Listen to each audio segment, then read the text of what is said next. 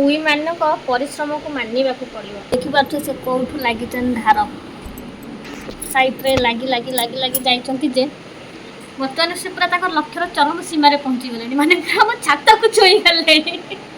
ମାନେ ମଣିଷମାନେ ଏ ଉଇଙ୍କଠୁ କିଛି ଶିଖିବା କଥା କି ପରିଶ୍ରମ କରିଚାଲ, ସଫଳତା ଦିନେ ନା ଦିନେ ନିଶ୍ଚୟ ମିଳିବ।